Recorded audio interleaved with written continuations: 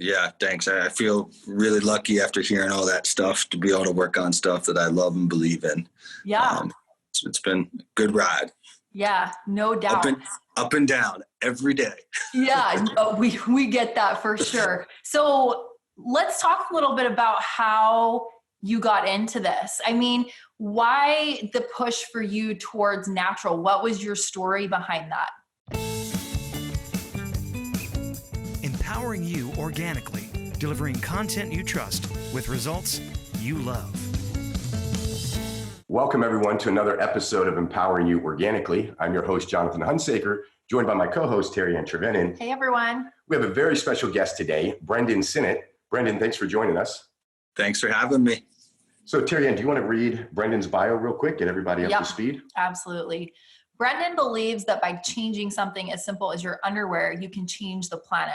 Having co-founded organic food brand Bare Naked Granola and selling it to Kellogg for more than $80 million in 2007, Brendan is now taking on the $3 trillion apparel industry, the world's second largest polluter, as CEO of the organic fair trade cotton apparel company PACT.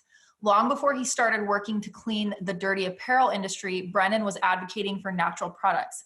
After college, he launched Bare Naked, the brand that helped kickstart a food revolution, disrupting the market dominance of companies that churned out junk food as consumers latched on to the value of organic, natural foods. After bootstrapping for years, he eventually sold Bare Naked to Kellogg's for $80 million, and Brendan's odyssey as an eco-conscious entrepreneur moved to pet food with I and Love and You, organic ready-made food with EVOL Foods, sold for $48 million. And angel investing in innovative natural foods and consumer product businesses with Revelry brands. Now with PACT, he's leading a passionate team to change the apparel industry for the better, using organic cotton as the foundation for addressing the labor and environmental issues that surround clothing. Before building food and lifestyle brands from scratch, Brendan worked backstage at Saturday Night Live, which I totally love, and later joined the cast of CBS's reality show Survivor. Between being blindsided on the world's most popular reality show, working on live TV, and building and funding innovative food and lifestyle businesses, Brendan is also a proud father of 4, including 2 adopted children. So Brendan, you have had quite the life. Incredible, incredible things that you've done. And something we're so passionate about with Organixx, the natural health space, natural food space, natural supplement space. So we're so excited to chat with you about this today. Yeah, thanks. I feel really lucky after hearing all that stuff to be able to work on stuff that I love and believe in. Yeah. It's been a good ride. Yeah, no doubt. Up and down every day. Yeah, we get that for sure. So let's talk a little bit about how you got into this. I mean, why the push for you towards natural? What was your story behind that? Yeah, for me, it started out when I was very young. When I was like 11, 12 years old, my grandfather had a heart attack. So it was like that classic example of somebody having some sort of health emergency in their life, and then changing everything about what they consume, what they touch, how they live their life in order to help remedy that or prevent it in the future. So I saw my grandfather go through it. He radically changed his diet.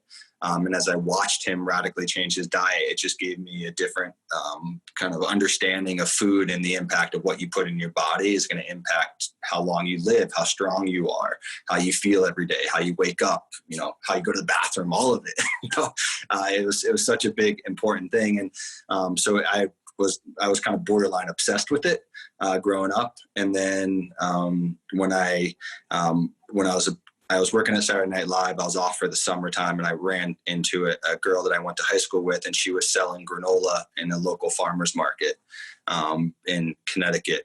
And I was just like, oh, I'll help you go make it. I'll help you go sell it. And she was making it in a local deli and selling it. And I just helped her and enjoyed it. And she's like, why don't you buy half my company? And I bought half the company from her for $3,700. And we both moved. That's such a good entrepreneur story. Like, that's the dream right there. The American dream. That's so cool. It was right time, right place. Like, lucky to be there. And so we both moved back in with our parents. Didn't pay ourselves for the first 2 years and took all the money and the proceeds that we had from the business and kind of dumped it into growing it and had a great outcome in it and selling it to Kellogg one day. But that's how I got into it. Before that, I was always kind of like that kid where I had two grandfathers that were entrepreneurs. So I think I kind of knew the smell of it, knew what it felt like. And they, one of the things I did, when I was like in 7th grade, I'd go to like the local Costco and buy, 150 Airheads for $5. They little candies. And because they didn't sell candy in school, I'd sell it out of my locker in common time.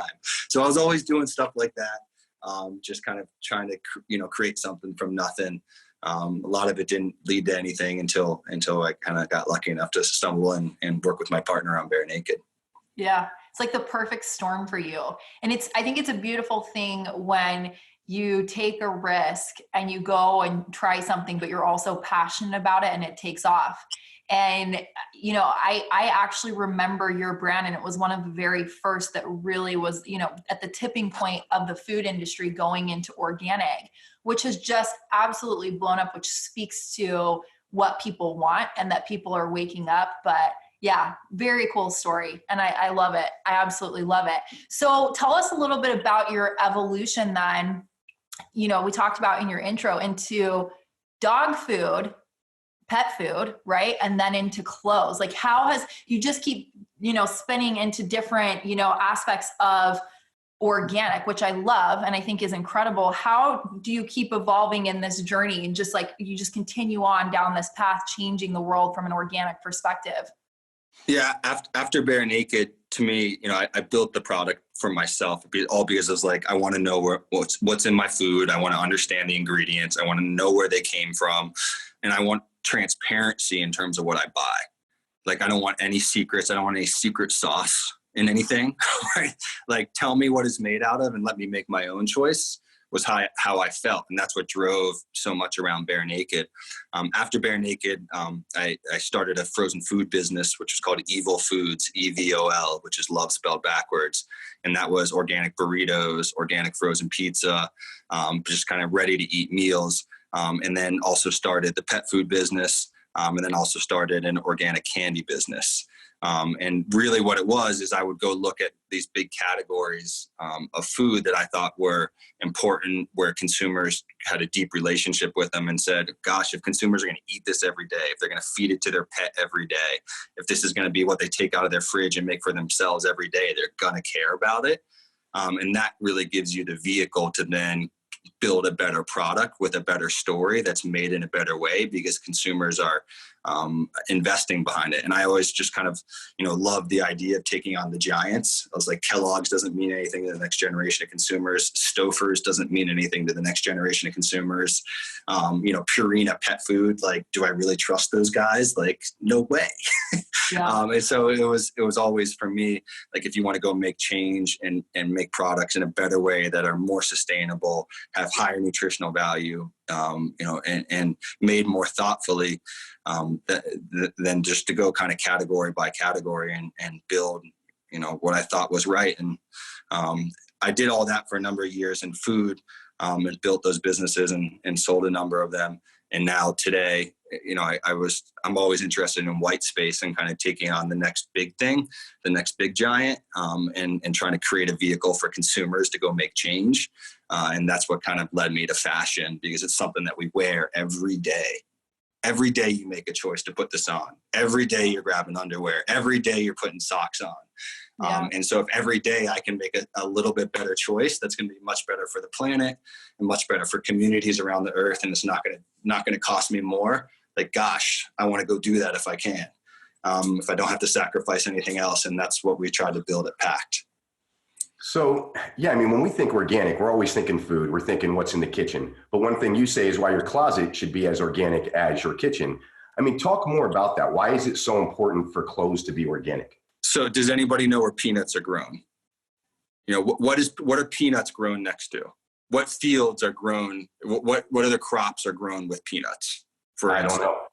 Yeah, like cotton. I was going to say it's probably cotton. Yeah. So like, your clothes are grown in the same fields as your food. So if I grow my clothes with cotton, cotton's widely known as the world's dirtiest crop, conventional cotton. It's responsible for like 25% of the world's insecticides and 20% in pesticides. The combination, 20 and 25% of that, like almost a quarter of those chemicals going into the ground are just from cotton farming. Yet cotton only takes up 7% of agricultural land. And cotton is also incredibly thirsty crop. It uses massive amounts of water. And so to me, like the real impact is just to realize that your clothes are grown too. That is, unless you're, wearing a performance item like you're wearing, you need a North Face jacket that's made out of plastic bottles. But for me, like I'd rather wear something that's natural, something that's organic, something that's not plastic on my body every day when I don't need performance. And so, that's why it's so important. And I kind of got after cotton specifically because if you walk into your home, you walk into your closet, like 70% of what's in your closet is made out of cotton. You go sleep in bed. What are you sleeping in? Cotton sheets. You just take a nice shower. You get out of the shower. You dry off. What are you wearing? Cotton. Right. So if we can just get consumers to say, go buy organic cotton instead of conventional cotton, I believe it's actually the single biggest solve that we can create for people that want to quit fast fashion, that don't want to destroy the planet with what they're wearing. Because it's something that is so universal. It's so loved. It's a great fabric, and it has such an impact on our food supply. Now, is it important for it to be organic because you're going to absorb the toxins directly through your skin from the clothes? Or it's because of the environmental impact of having it be an organic plant? From my standpoint, I look at it more as the environmental impact. So, not polluting the earth, and then not, by having an organic certified product, you're also saying there's no toxic metals in the dyes. So there's cotton has to be turned into the fabric, then the fabric is dyed, right? And through that dyeing process, people inject chemicals into the dyeing process. When organic certification says they're not injecting chemicals that are going to hurt you or that are toxic, whether or not, stuff gets absorbed through your skin, I haven't seen specific science that says, yes, that's true. But where I have seen more instances that's true is where people have skin conditions or have sensitivities to, whether it's eczema or different skin troubles. One of the first solves that doctors say is start using organic cotton products or organic clothing because they're going to have less residues from pesticides and other toxic materials as part of it, which could impact somebody that has sensitive skin. But if your skin is strong, I can't, make the case to you that you're actually absorbing what is in the products from the outside. Got it. So talk a little bit more about the environmental impact. You talked a lot about pesticides, and obviously that's a huge issue. We've talked a lot about that on our podcast and the impact that's having on the world. Talk about some of the other issues that we're seeing in the clothing industry by the way that people are typically producing clothes right now, manufacturing clothes. Yeah. So the apparel industry, textile industry, what we're wearing every day, what's in our closets, is actually the second biggest polluter, second biggest polluting industry on the planet, behind oil and gas. So what we wear is this number two thing that is polluting our planet overall, and it's primarily being done by that dyeing process. Apparel is responsible for 25% of the world's water pollution, specifically. So when you buy organic products, there's two benefits for organic cotton. One is organic cotton uses over 80% less water when you're growing the product. When you're actually growing it in the fields, it uses less water because of the organic farming practices in terms of crop rotation and irrigation allow for a lot less water usage than genetically modified cotton that's sprayed with a bunch of chemicals in order to grow. So that's kind of one big benefit of it.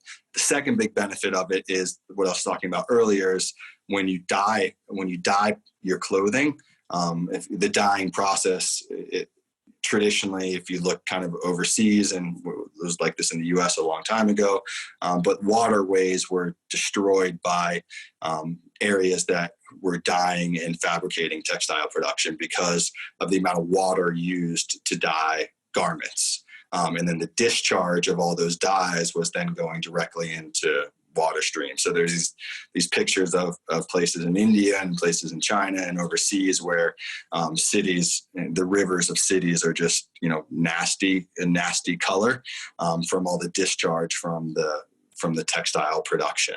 So, there's a huge amount of impact in terms of what we wear every day.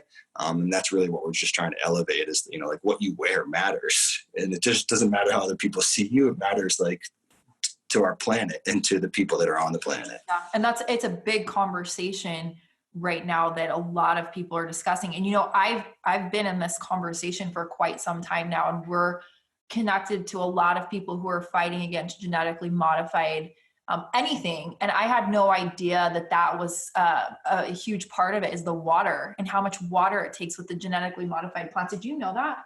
No, I find it fascinating that I haven't heard of any of this before, quite frankly. Yeah. We've been in the space for so long, for 5 years. That was news to me today. And to hear, that it's the number 2 polluter and all of that, I just find it disturbing that this isn't common knowledge. Yeah. Well, and something you said earlier that I think is really important when you were talking about your granola product was you wanted transparency. You wanted to know where everything was coming from. You wanted to know it was clean. Like you wanted that control over it. And, that's something that really resonates with us because that's how it is for us with our products. We really want people to know that we know where things are coming from. They can trust our product. They're clean. We have all of our products tested. And that's something you talk about when it comes to being sustainable and ethical, really knowing that a brand is doing that and how you can know that. So what should people be looking for, especially in the clothing industry? A lot of people in the organic space say, oh, we're organic, we're sustainable, we're ethical, but especially in the clothing space, what can people really look for to know that they're getting a product that they can trust is really helping, that they're putting their money towards something that benefits what you're doing, your cause to change this industry? Yeah, it's a great question. It's like we saw this in the food industry. Like when I was starting out in Bare Naked, like the words that people would use to describe their product that were faking it were natural. Yeah, and they still do it. Or pure. Yeah. And you're like, what does that mean? Like, what is pure what? Like natural what? Yeah. So you question it. So many people don't question it. They see that word and they're like, it's a clean product. It's a good product. We spent so much time educating consumers on that because just because something says something doesn't mean that's the case. And so, we push a lot for be testing things, but you're so right. People they think that they see it. It's a marketing, ploy, but it's not really the case. Yeah, it's total greenwashing, and it's happening, and it's part of it, right? It's part of it. It's part of when people make change that people attach to it in that way. But for us in the apparel space, like people will be like, "Oh, I make sustainable apparel." You're like, well, what does that mean? Does that mean like 1% of the fabric content of your product is made of sustainable materials, or 99% of the ingredients are made of sustainable materials? And another thing and so when, sustainable is great and everybody is sustainable to a certain extent, but from a definition standpoint, the way we back it up is the organic certification, because we know the organic farming practices are scientifically proved to be more sustainable than traditional farming practices. And in the apparel space, in food, you see the USDA label, right? That governs that in the food system. In the apparel space, there's something called GOTS, GOTS. And that's it's the global organic textile standard. And that is kind of the gold standard of certification of organic practices throughout the supply chain, making sure that all the way from the farm to the factory and everywhere in between is governed with organic practices, both in the farming piece of it as well as the dyeing piece of it. Even our warehouse has to be organic certified. So the whole system is governed by that one. So that's what I would say to look out. If anybody says they're sustainable, say, well, really, how are you sustainable? And show me your ingredients and how are your ingredients certified? Because if you can't prove that, then you're lying to me. Stop lying to me. It's too important. It's so true. And it's fascinating that you say it like that, because we talk about that when it comes to food and supplements. We're starting to have the conversation around skincare and household products. Like you say, you know, where are your ingredients coming from? And it's funny because we're talking about clothes, right? And most people don't compute like crops, you know, food into clothes, but that's exactly what you're talking about. And I think that's going to be a big, you know, it's a big disconnect right now, but something that people can really connect to and understand, especially our listeners, something we talk about so heavily. So I want to understand just a little bit more from your perspective when it comes to getting that organic certification. So you're specifically talking about the crops that are produced to manufacture your clothes are certified organic. And then how do you get the certified organic certification for your manufacturing processes? Like what do you have to go through when it comes to clothing supply chain to have that certification? I just want to understand that because it's a little bit different, but at the same time it's not. And I think people will really resonate with this. Yeah, it's actually remarkably similar because again, we're starting with the crop that's being grown out of the ground. So the how you govern what's being called organic that's coming out of the ground is the exact same as food. Interesting. So the exact same practices, the exact same, you know, you can't use these 1,000 ingredients these inputs into the process. Otherwise it will stop you from being able to label your ingredient as organic. So that's very similar. And then, you know, in food, so say we would make, or, you know, in our burrito business, we would have organic pinto beans, and we would make sure at the farm the organic pinto beans are actually organic. And then we would have them come into our facility. So we'd have them come into the factory. And the factory has to demonstrate capability of segregating organic and non-organic ingredients when they're manufacturing products to ensure that there's no cross-contamination. That's kind of the biggest feature of the organic certification at the factory level. So, you know, if one factory could be making burritos for 2 different companies, and how do you know if they're making sure they're putting in the organic ingredients into the one that's actually being claimed organic? And then there's also a cleaning process of the factory equipment. And then there's also standard operating procedures that have to happen within the factory to make sure that it's a clean factory, people are being treated well, that the use of chemicals is not occurring where it could contaminate the organic ingredients. So it's actually quite similar. In terms of those regulations, and that's what to me was such an easy solve based upon me seeing it happen in food and its impact in food and translating it over into, you know, what you wear. The only real difference is that we're not, you know, this is not edible.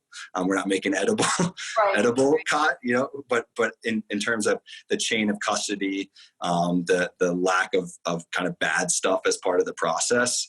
And the lack of contamination as part of the process, all extremely similar to food. Yeah. The one thing that's different for us, and we haven't touched on it, is just the other kind of really important part of apparel production is the human aspect. So everybody's heard of the factory collapses in Bangladesh, where Walmart and Amazon and Target are making these products for super cheap. And then the working conditions of the factory workers are terrible, and it killed 1,100 people. And, you know, that's also as important as the sustainability piece of what we're doing is the ethical piece of it.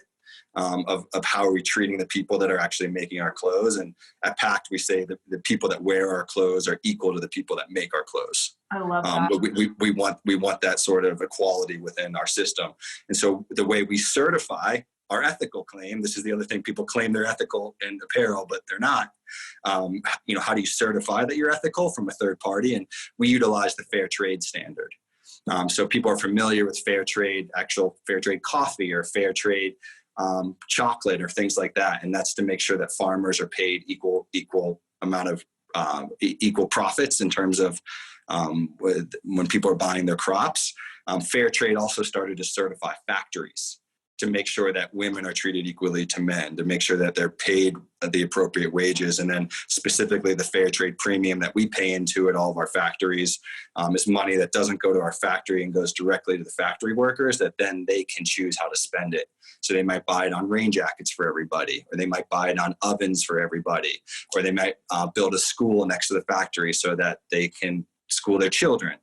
Those are all things that the fair trade premium helps afford different factory workers to help make sure that they're treated as equally as possible to the folks that are wearing it. So cool. I love that that's part of your mission, because people are so important to any movement, especially the people who are supporting the work that creates the movement. And I love that you're doing that. This may be a bit of a random question, but I'm familiar with the USDA certified organic seal and where that goes on products, and labels and things like that. When people are buying clothing that is ethical, organic, sustainable, do you have requirements for where that seal goes so that people can look out for that when they're looking at clothing and understanding that it is actually something that falls in line with the requirements? Yeah, it should be on, so we sell our product in Whole Foods and we sell underwear in Whole Foods. And if you were to pick up our box, you'll see the GOTS certification on the outside of the box. And then you'll actually see it on the garment itself. So printed on the inside of the garment. So that's where it's kind of like going back to just looking at the ingredients, right? We look at the ingredients on the packages that we buy. And then, for apparel, because that kind of ingredient stays with the garment typically, you look right on the garment and you'll see, GOTS certified organic. Yeah, love that. So one other question I have for you is, there was a huge tipping point in the food industry and beyond when it comes to the organic movement. Have you received a lot of pushback when it comes to the clothing industry? Because this is not something that people talk about as much as other organic movements. Obviously, with you doing something like this and other people out there who are waking up, there's a tipping point here in this industry now, and why you're taking it on. Something you are passionate about is going into a space where people aren't talking about it yet. But what has that been like for you in the conversations and how people are receiving this from you and your team and your company? Yeah, so we've been working at it for 10 years. So the company was started 10 years ago, and we've worked on nothing but building organic product and fair trade products since the day that we started. It's the only thing that we do. It's not just like 10% of our line. It's the only thing and the only way that we do it. So that it was, frankly, pretty lonely to do it the first couple of years because there were not a lot of people listening. But fundamentally, just like this conversation now, like, I just think that it all started for me of like, are people going to one day ask like what their clothes are made out of and who made them? Like, is that going to be something that people care about? And considering what clothing means to us socially and culturally and how it represents to the outside world in a lot of cases, how we want to be seen. I just, for me, that message always connected with people. And when you took the time to explain it to them, they were always like, oh yeah, like I didn't even know that was an issue. And yes, I would love to do something about it. So it's to your point earlier, it was like, it's an education issue. And I don't think we've reached the tipping point now, but I'm so proud of you. Go to like the New York Times, and pretty much every month now in the New York Times, there's an article about what your closet's impact to the environment is, or how you can try to quit fast fashion. And there's so much more awareness on it. And for the first time for me, I feel that kind of like same wave that comes up behind you in all these categories. So we did it at Bare Naked. You work, and then this giant wave comes behind you and just like lifts everything that you're doing. And I feel that wave coming behind us right now. Like, I think over the next 24 months and, over the next 12 months, there's going to continue to be an acceleration of articles, stories, and educational pieces around what impact what people wear has, just because I just think culturally it's what we wear is so important to how we are seen. And so it's just all of that kind of waking up. And then, what's also really helped us the past couple of years is just people's desire to shop online. We sell all of our product online. We sell in Whole Foods, and then we sell 90% of our businesses online. That's where the bulk of it is. And selling online direct to consumer allows us to invest more in the ingredients, invest more in the certifications, make products in a better way, remove the middleman of traditional retail, and then give a better value to consumers where they don't have to pay more to do the right thing. If you looked 5 years ago, you'd have to go into a store, and buying organic, buying fair trade meant sacrifice of style, and I had to pay more. Today, we can give you the same style and you pay the same as Gap. Like, why would you not go do that? Yep. So it's like, I think there's a couple things that are happening from social media standpoint, awareness standpoint, and then just distribution model standpoint that is allowing everything to start to accelerate now for us. Yeah. Very cool. You know, I watched a documentary on a flight home a couple of weeks ago about a husband and a wife who took on a farm in California, and they did it all the way it's supposed to be done. You know what I'm talking about? Yeah. Biggest little farm or something like that. As I watched it, I've been thinking about that throughout our entire conversation, because when you think about something like cotton that you've never thought about before and how much it's impacting the environment, and I think about watching that documentary and how beautiful it was that the earth just really all rejuvenated itself on their farm, and it was all made to go in this cycle and this flow, and how at first they're like, it's not going to work, it's not going to work. And then over time, this beautiful synergy happened with this farm, and the way that everything started giving back to the earth and to the animals and everything the way it needed to.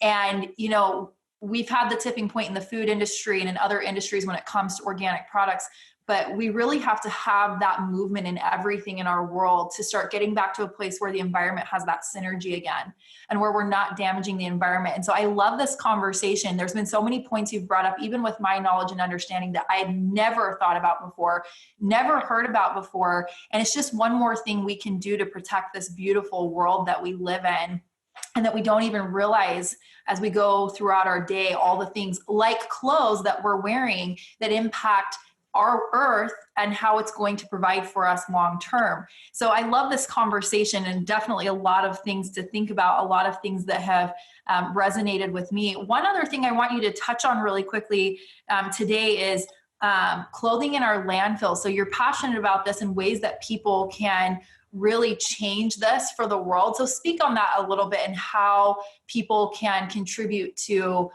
this issue that's going on right now. Yeah, this is a fact that really grosses me out. It's just like, you know, so the question is, you know, how many pounds of clothing does the average person throw away in the landfill on a yearly basis? Is it 10 pounds, 20 pounds, 30 pounds, 40 pounds, 50 pounds, 60 pounds, 70 pounds, over 80 pounds of clothing the average person throws away on a yearly basis? Why? Because they're making stuff, fast fashion is making disposable clothing really cheap overseas that's built to be worn once and thrown away. Like, that just is like, let's not do that, please. We don't need to do that. So what we do at PACT is every time you buy product from us, we have a give back program. So you can print out a free shipping label and take the box that you received our product in, or any other box that you want in your house. And then you can take your clothes, put them in that box, and then we will route them to a charity that needs them.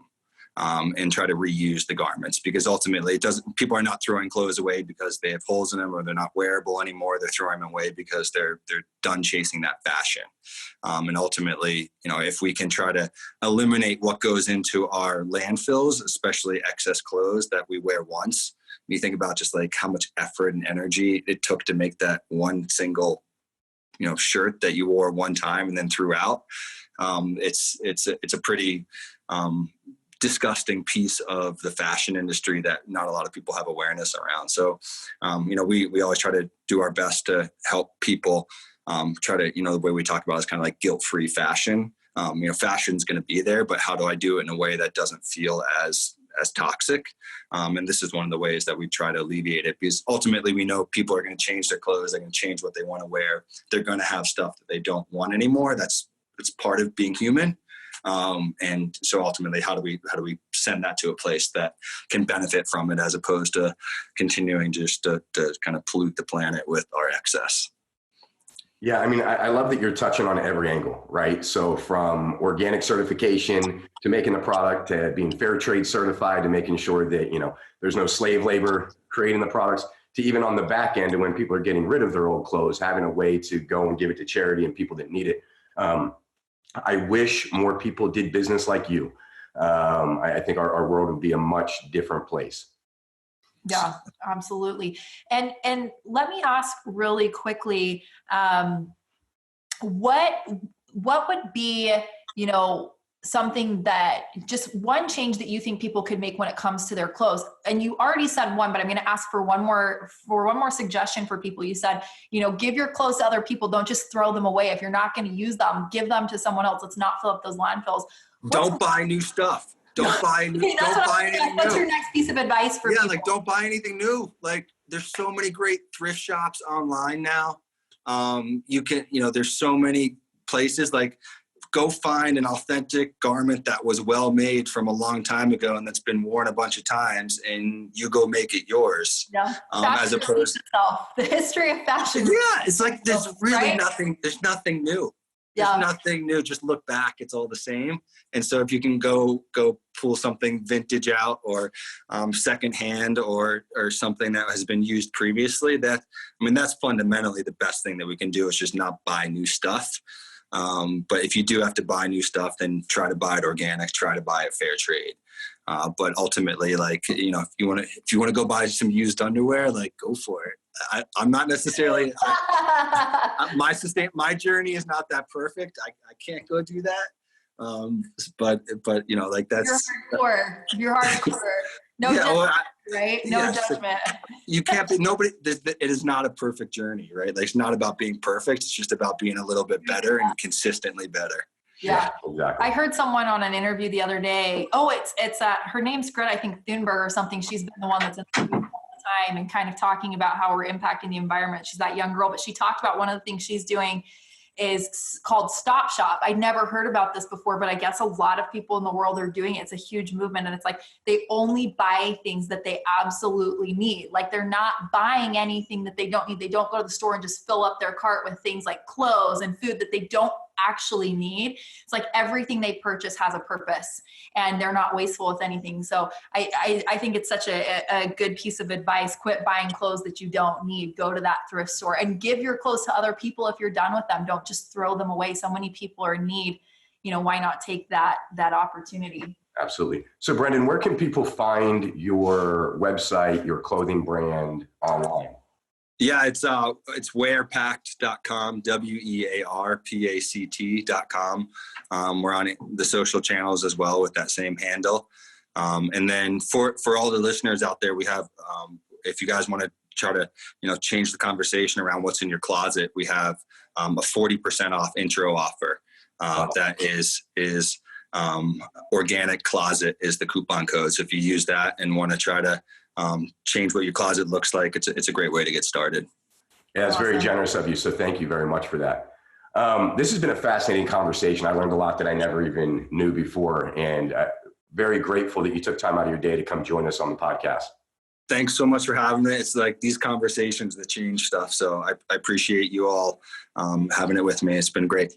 Yeah. And last question of the day, I ask everyone on the podcast this question. If you had one message you could leave with the world, what would you tell the world? What would be your advice or your thought to them? Yeah, I think I'm big. I think take as many risks as you can, as young as possible, because it only costs you more as you get older, as you get time. And when you're young, you have nothing but time. So if a risk is costing you time, it's probably the best investment that you can make in yourself. Awesome. Spoken like a true entrepreneur. Yeah. I started my first company at 17. So when I hear you talk, I'm like, I totally get it. So and it's so cool that you've taken risks changing the world. So good for you. Kudos to you.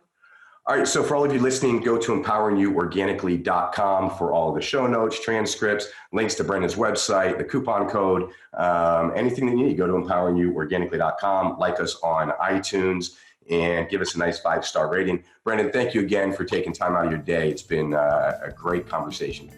Thanks so much, guys. Great to meet you. Thanks Brendan. everyone.